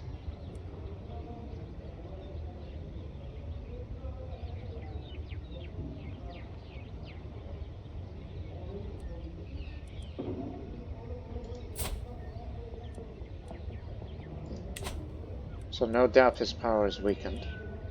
So I'm gonna do something against this. That goes against my nature of being brave. Perhaps it is time to put this to bed. I mean, I have no issue with Sultan Muhammad Amirzadeh. Just did what we had to do. So perhaps it is time to put this to bed. So we'll end that feud. It was one-sided anyway, regarding assassinations and such. And plus, with the war is about to be over, we got another man who is Pashtun. At least we're getting fresh recruits to serve in our army. Guzgan is yours.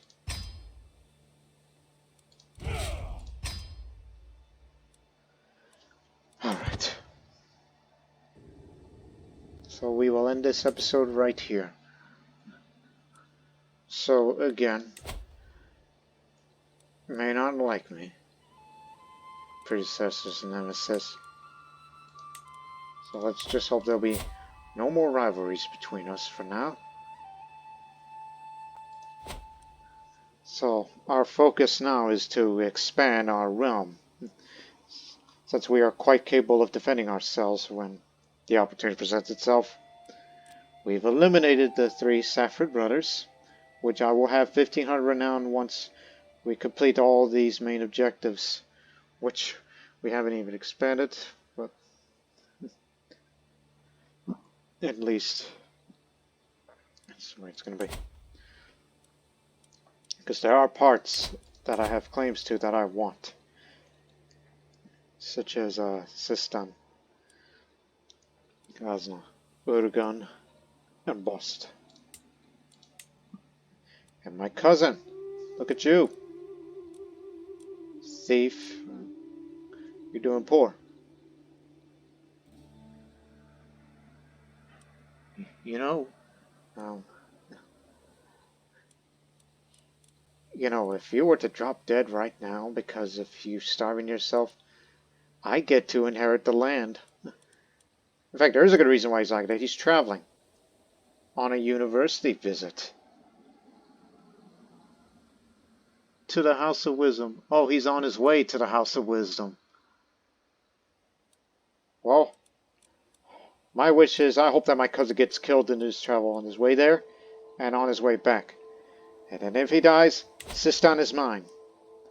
And therefore realm expands, more taxes to collect, more levies to contribute. And then we'll turn our attention towards the Shahi Emirat, which they were trying to get to Pamian, but it seems neither would move because you've got a Buddhist ruler who refuses to give in to anybody's demands. So, things are looking up, at least for now.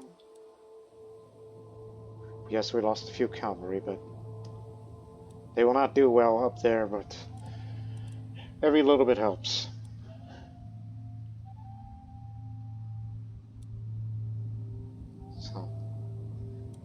So we hope you people have enjoyed this early part of this series. This is episode 1 of Zunbil. So the last of the Zunbil is him. And sooner or later he will settle down in our family of Zun. And all that and more.